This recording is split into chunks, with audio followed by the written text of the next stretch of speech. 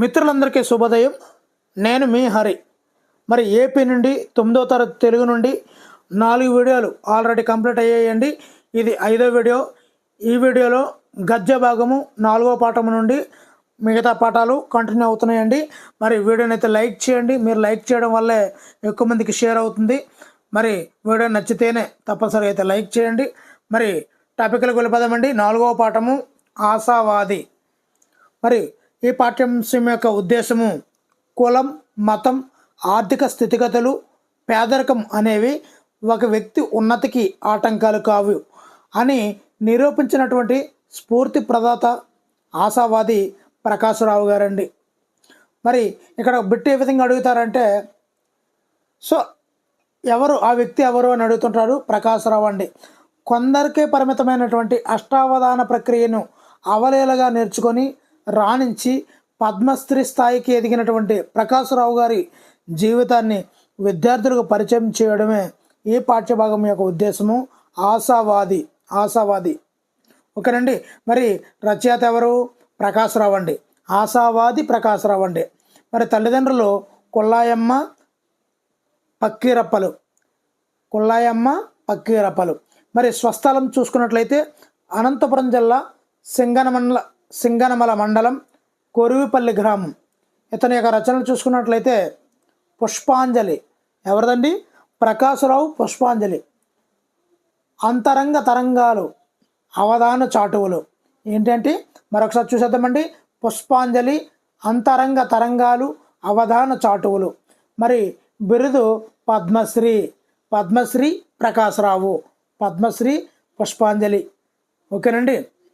మరి ఈ పాఠ్యాంశం యొక్క ప్రక్రియ చూసుకున్నట్లయితే ఆశావాది అనే పాఠ్యాంశం యొక్క ప్రక్రియ చూసుకున్నట్లయితే ముఖాముఖి అంటే ప్రశ్నించి ఎదుటి వ్యక్తి నుండి సమాధానాలు రాబట్టడమే ముఖాముఖి అనవచ్చండి. ప్రశ్నించి ఎదుటి వ్యక్తి నుండి సమాధానాలు రాబట్టడమే ముఖాముఖి అనవచ్చు. ఇలా సేకరించినటువంటి సమాచారం ప్రస్తుత భవిష్యత్ తరాలకు అందించడం అయితే జరుగుతుంది. ఉన్నత శిఖరాలను అధిరోహించినటువంటి వ్యక్తుల తాలూకు అనుభవాలు, పడిన ఇబ్బందులు విద్యార్థులు లేదా జనులు తెలుసుకున్నట్టు ద్వారా అది వారికి ప్రేరణనిస్తుంది అని తెలియజేయడమే ఈ పాఠ్యాంశం యొక్క ప్రక్రియ ముఖాముఖి. మరి పాఠ్యాంశం చివర ఉన్నటువంటి అర్థాలు అవి చూద్దామండి. గోష్ఠి అంటే చర్చ. ఆసువు అంటే అప్పటికప్పుడు చెప్పే కవిత్వం. అప్పటికప్పుడు చెప్పే కవిత్వాన్ని మనము ఆసు కవిత్వం అంటారండి. ప్రచ్చకులు అంటే అష్టావధానంలో ప్రశ్నించేవారు. అష్టావధానంలో 8 మంది ప్రశ్నించేవారు ఉంటారు. ఓకేనండి. ఇక్కడ పర్యాయ పదాలు నేత్రం, నయనం, కన్ను, అక్సి. ఇక్కడ అక్సి అనే పదము కొద్దిగా డిఫరెంట్గా ఉంది, గుర్తుపెట్టుకోండి. ఇప్పుడు రెండవది నాన్న అంటే తండ్రి, జనకుడు. ఇక్కడ కౌముది. ఇక్కడ చాలా డిఫరెంట్గా ఉంది ఈ పర్యాయ పదం. కౌముది అంటే వెన్నెల చంద్రిక. ఇక్కడ నానార్థాలు చూద్దామండి.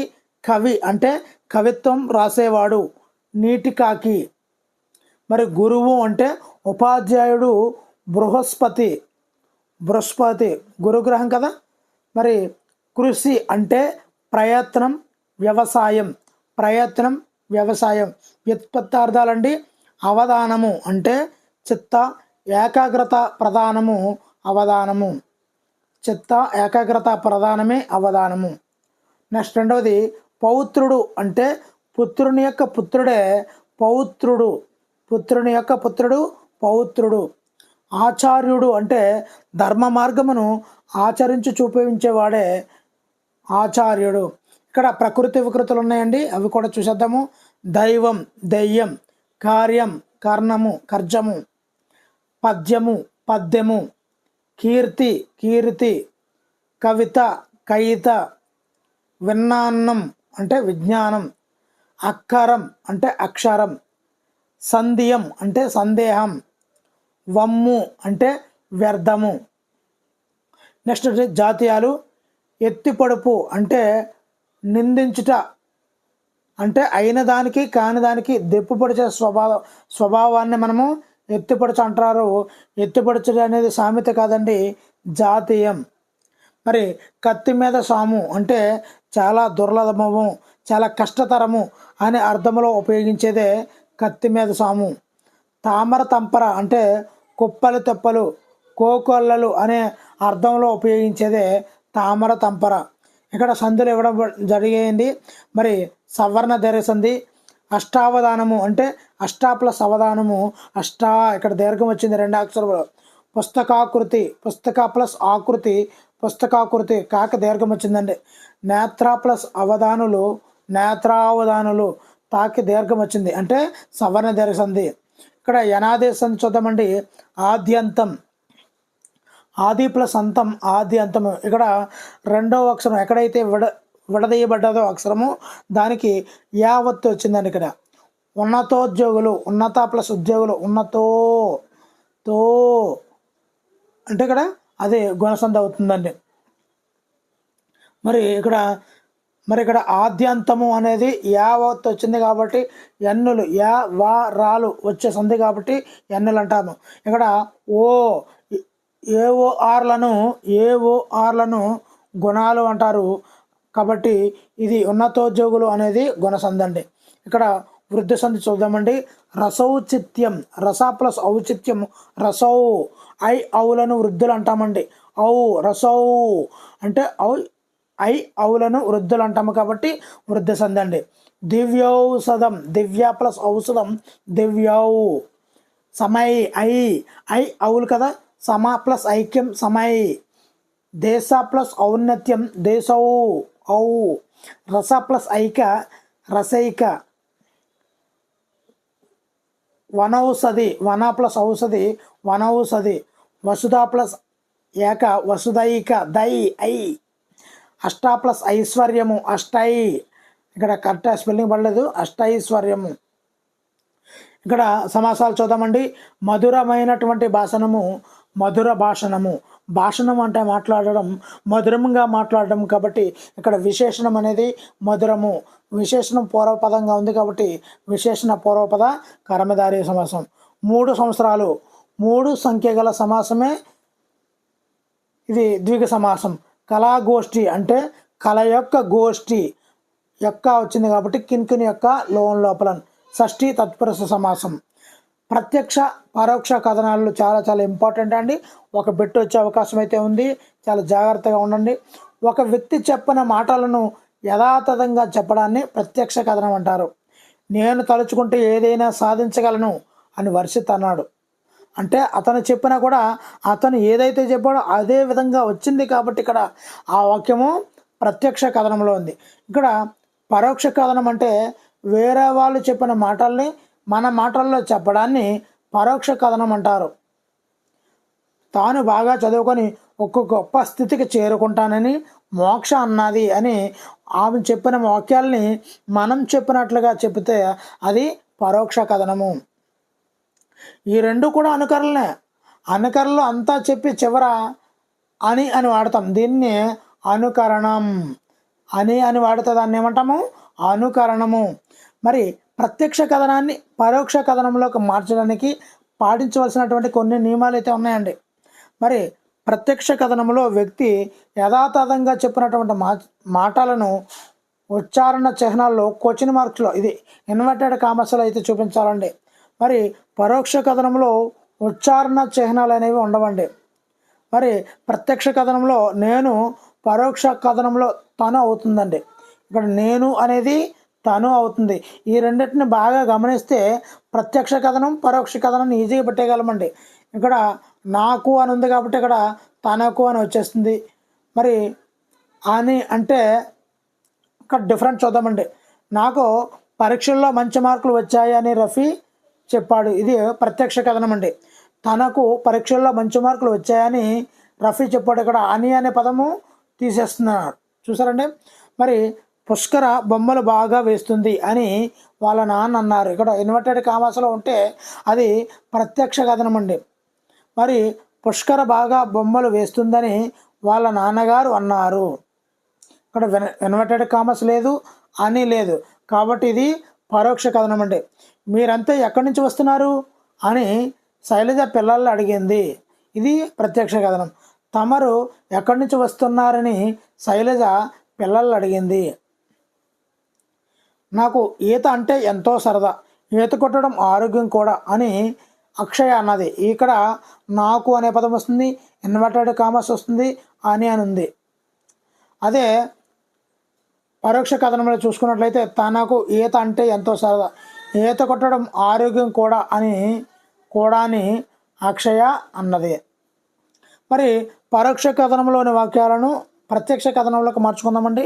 మరి చదువుకున్న విద్యార్థికి క్రమశిక్షణ చాలా ముఖ్యమైన ఉపాధ్యాయులు చెప్పారు. చదువుకున్న విద్యార్థికి క్రమశిక్షణ చాలా ముఖ్యం అని ఉపాధ్యాయులు చెప్పారు. ఇక్కడ మనకి క్లియర్ కట్గా ఇన్వర్టెడ్ కామర్స్ ఉంటాయండి.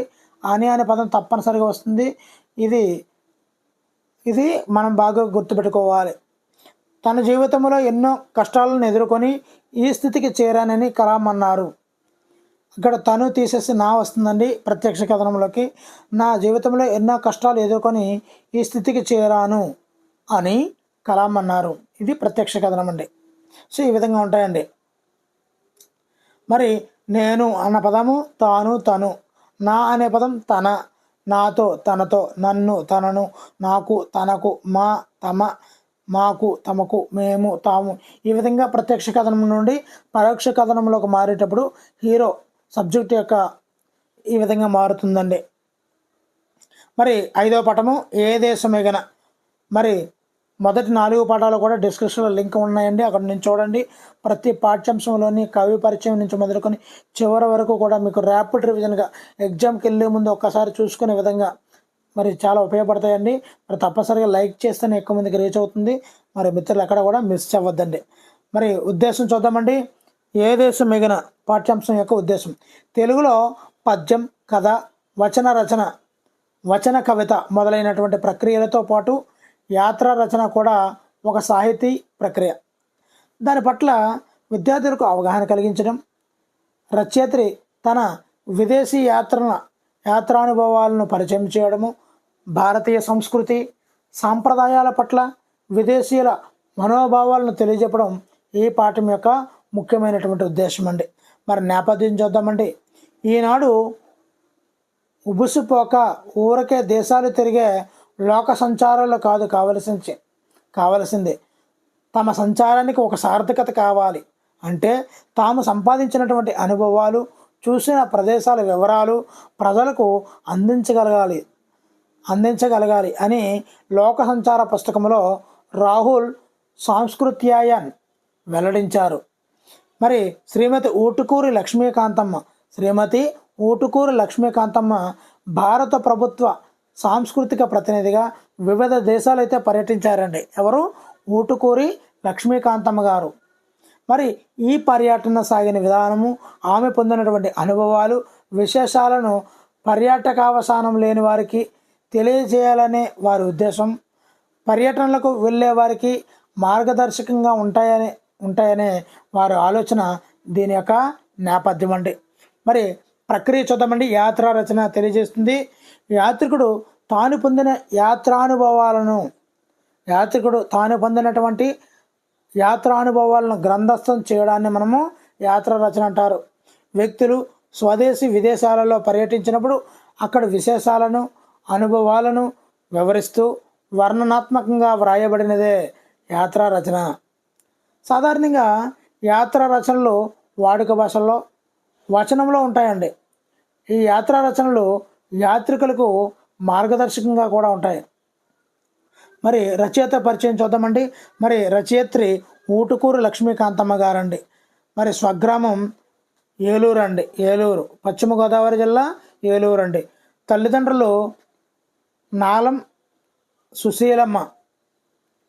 మరి ఈమె నాలం కృష్ణారావుకి దంపతులకు పుట్టినటువంటి పుత్ర సంతానమే ఈ ఊటుకూరు లక్ష్మీకాంతమ్మ గారండి. మరి చదువు ఉభయ భాష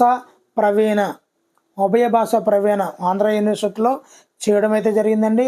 అది కూడా 1935లో. మరి ఊటుకూరు లక్ష్మీకాంతమ్మ గారి రచనలు చూద్దామండి. మన సాహితీ మధుర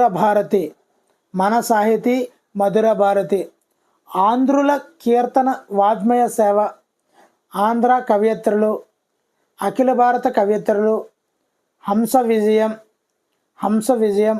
అభిజ్ఞాన శాకుంతలము, జాతిపిత, ఒక చిన్న దివ్వె, నా తెలుగు మాంచాల, నా తెలుగు మాంచాల, ఆజ్ఞ, కిరీటధారిణి, భారతదేశ చరిత్ర, కొన్ని గుణపాఠములు మొదలైనటువంటి గ్రంథాలు అయితే ఉన్నాయండి. చాలా ఎక్కువ రాశారండి. ఇక్కడ చూడండి. మరి ఇక్కడ చూద్దామండి రచనలు. మన సాహితీ, మధుర భారతి అనే గేయాలు, ఆంధ్రుల కీర్తన, వాజ్మేయ సేవ, ఆంధ్ర కవయిత్రులు, అఖిల భారత కవయిత్రులు, హంస విజయం, అభిజ్ఞాన శాకుంతలం, ఓటుకూరు లక్ష్మీకాంతమ్మ, అభిజ్ఞాన శాకుంతలము, జాతిపిత, ఒక చిన్న దివ్యె, నా తెలుగు మాంచాల, ఆజ్ఞ, కిరీటధారిణి, భారతదేశ చరిత్ర, కొన్ని గుణపాఠములు మొదలైనటువంటి గ్రంథాలను అయితే రచించడం అయితే జరిగిందండి. సారస్వతి సామ్రాజ్య వైభవం, ఏకాంకిక, సాహితీ రుద్రమ్మ, ఆత్మచరిత్ర, కాంతి శిఖరాలు, భక్తి గీతాలు, అమృతవల్లి, చీకటి రాజ్యం మొదలైనటువంటి నవలలో రచించడం అయితే జరిగిందండి. అమృతవల్లి అనే నవలను రాసింది ఎవరు? ఓటుకూరు లక్ష్మీకాంతమ్మ. చీకటి రాజ్యం అనే నవలను రచించింది ఎవరు అంటే ఓటుకూరు లక్ష్మీకాంతమ్మ. మరి ఆంధ్ర విశ్వవిద్యాలయం నుండి ఉభయ భాష ప్రవీణ పట్టణ అయితే పొందారండి. మరి పాఠ్యాంశం చివర ఉన్నటువంటి భాషాంశాలు, పదజాలం చూద్దామండి. మరి ఇక్కడ అర్థాలు చూద్దామండి. జోతలు అంటే నమస్కారాలు, సమాగమం, సమాగమం అంటే కలయిక, సాధ్వి అంటే పతివ్రత, సాధ్వి అంటే పతివ్రత, కలగండు, కలగుండు అంటే కలవరం, ఉత్కృష్టంగా అంటే గొప్పగా, అధిరోహించిన అంటే ఎక్కిన, అధిరోహించిన అంటే ఎక్కిన. ఇక్కడ ఒకే అర్థాన్ని ఇచ్చే పదాలు అంటే పర్యాయ పదాలు చూద్దామండి. జాబు, ఉత్తరం, లేఖ, ఆదేశం, ఆజ్ఞ, అనుజ్ఞ, జ్ఞప్తి, స్మృతి, జ్ఞాపకం. మరి ప్రకృతి వికృతులండి. దీపము, దివ్వె, మాణిక్యం, మాణికం, యత్నం, జతనం, యాత్ర, జాతర, నిత్యము, నిత్యలు. మరి వ్యాకరణం చూద్దామండి. సందులు ఇవిని. ఫస్ట్ది అనునాసిక సంధి అండి. వాక్ ప్లస్ మయం, వాజ్మయం. రాట్ ప్లస్ మనీ, రాట్మణి, రాన్మణి. జగన్నాటకం, జగత్ ప్లస్ నాటకం, జగన్నాటకం. ఇక్కడ మనం బాగా చూసుకున్నట్లయితే పై 3 ఉదాహరణలో కూడా పూర్వపదం చివర ఏమున్నాయి? వరుసగా వర్గ ప్రధాలక్షణ అయినటువంటి కాటాతాలు ఉన్నాయి. ఆ పరపదములో మొదట నా మా, నా మా, జ్ఞ, ఇజ్ఞ, నా నామాలలో నా మా అనే అనునాసికాలు ఉన్నాయి. కాబట్టి ఇక్కడ ఇక్ ప్లస్ మా జ్మ, ఇట్ ప్లస్ మా న్మ, ఇట్ ప్లస్ నా న్న, ఈ విధంగా వస్తున్నాయి. కాబట్టి అనునాసికాలు వస్తున్నాయి. కాబట్టి ఇక్కడ దీనిని మనము అనునాసిక సంధి అని కూడా అంటారండి.